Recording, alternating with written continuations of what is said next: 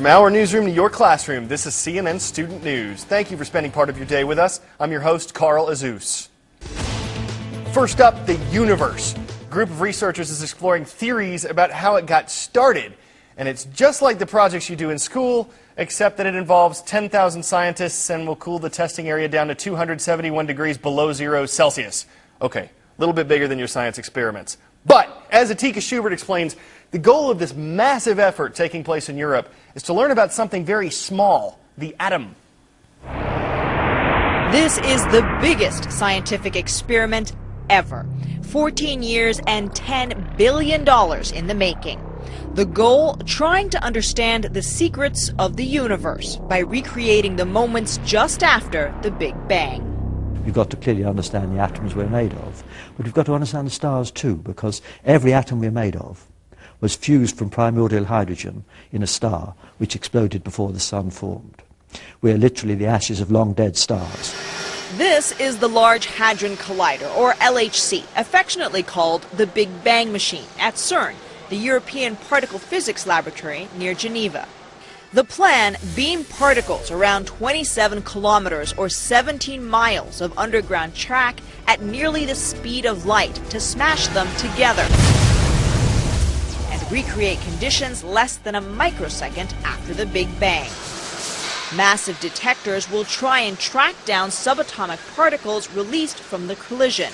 The most highly anticipated, the Higgs boson, also known as the God particle, theorized but not yet proven to exist. Scientists believe it gives matter its mass, allowing for the formation of stars, planets, and whole galaxies.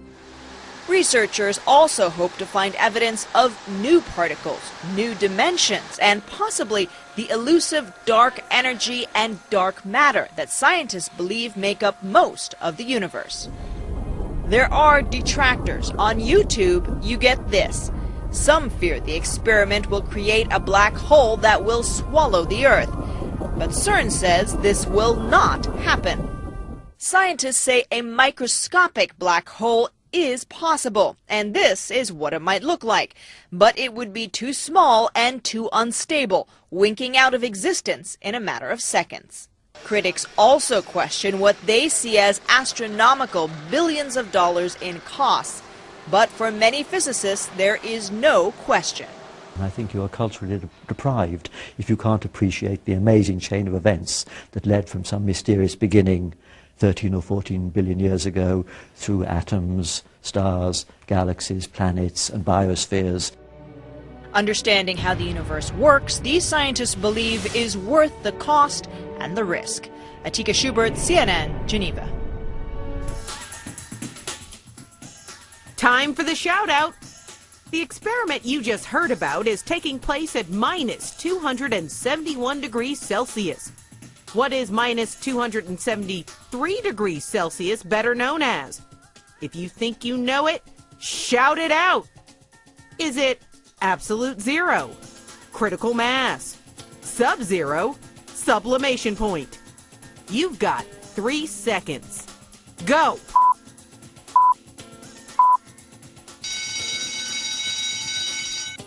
When the mercury drops to minus 273 degrees Celsius, you've hit absolute zero. When molecular motion is at its most minimal. That's your answer, and that's your shout out. A word to the wise. Mortgage. A loan that's used to pay for the purchase of a piece of property or real estate.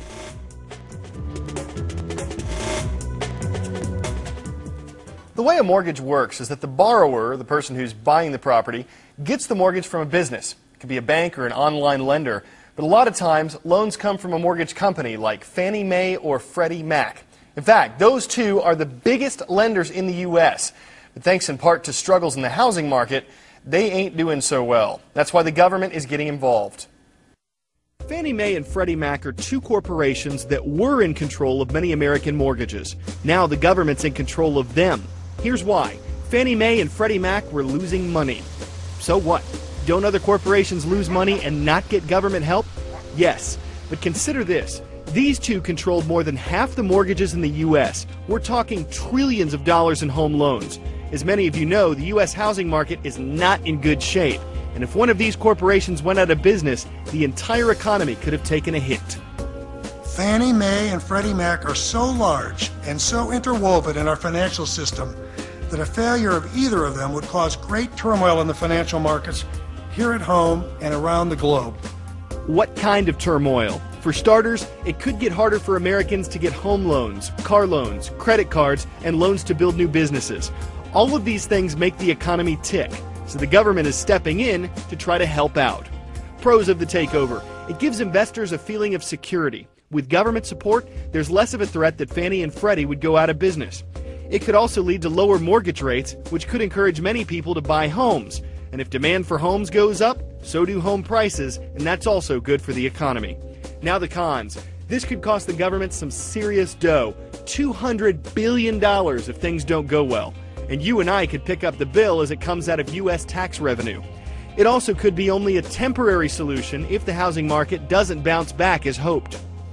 We examined all options available and determined that this comprehensive and complementary set of actions best meets our three objectives of market stability, mortgage availability, and taxpayer protection. Okay, everyone knows these companies as Fannie Mae and Freddie Mac, but those aren't actually their names. Fannie is the Federal National Mortgage Association, or FNMA. Run those letters together, pronounce the acronym Fannie Mae, sort of.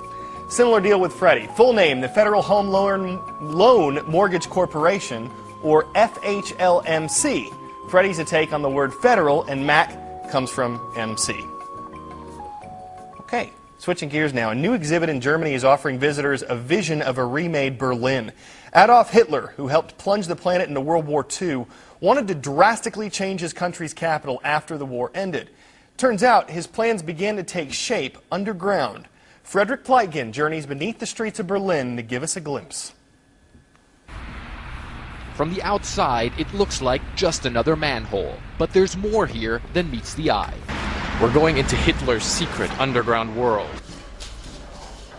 About 20 feet under the surface.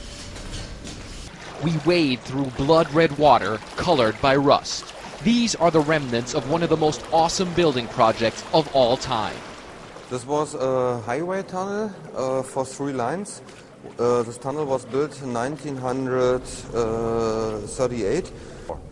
Dietmar Arnold has studied Berlin's underworld extensively. Like this. And here you have wood inside from this time. And he says Hitler was planning to totally reshape Berlin, both below and above ground.